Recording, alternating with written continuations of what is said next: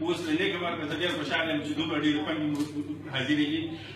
او زه اوس د پړه ګوته اوس دوی ته ور اړوم یوه مې خور دې راسي او خبرې دې وکړي زما نه وروسته زه پر ډاکټر صاحب ګلندام غږ کوم چې رایسي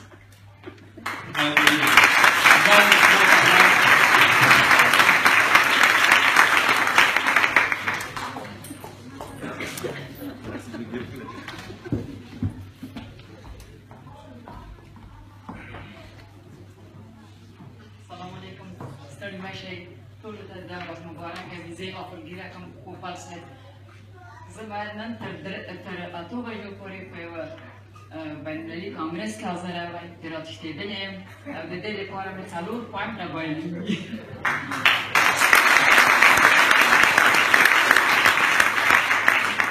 ډېره خوشحاله یم چې راغلی یم تاسو ټول وینم او د وخت کوپل صاحب هم وویل چې ژبه د افهام او د تفهیم وسیله ده درسته ده ولې زه په اول قدم کې فکر کوم چې ژبه د هویت نمونه ده که زه په پښتو خبرې کوم دغه معنی چې زه پښتنه یم تاسو د ما په ژبه پوهېږئ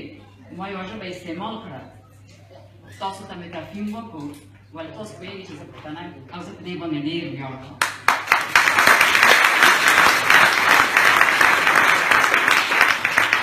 زه 3 بچیان لرم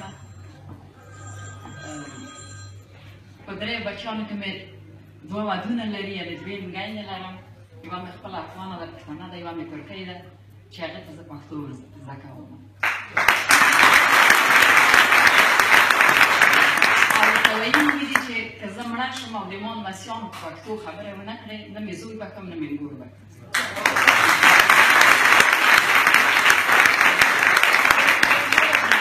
3 بچیان په خارج کې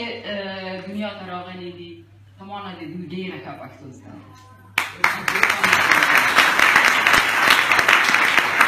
زه یم بچیان مې منګل دي او په خپل تخلص باندې ولاړ دي یعنې یې بدلوي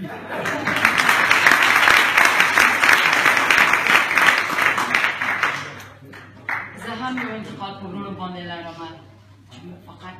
یو 10 نفره ناست یم 10 تنه مخلص کم اویا اتیا نفره چې تاسو خپلې مېرمنې رانهولئ ځان بل ورننوځم دا که انتقاد منئ دا که اصلاحي خبره ده هر شی چې تاسو ګڼئ زه یې تاسو نه ډېره ډېره زیاته هیله لرم چې رایې ولئ چې اشنا شو سره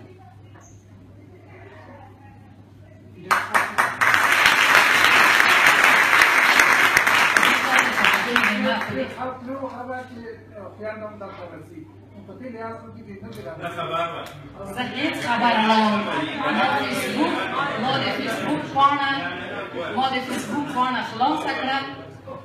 ما د فیسبوک پاڼه خلاصه کړه خبرتیا وکړې او ما په دې باندې 4 پوینټه بایللي دي دا ډېر دي او زه راغلم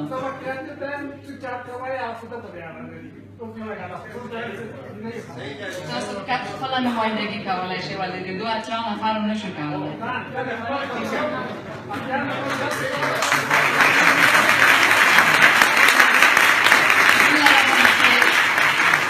بله غونډه کې تر تاسو موږ ډېره ناستې وو بس دغه ته مې دعا کوله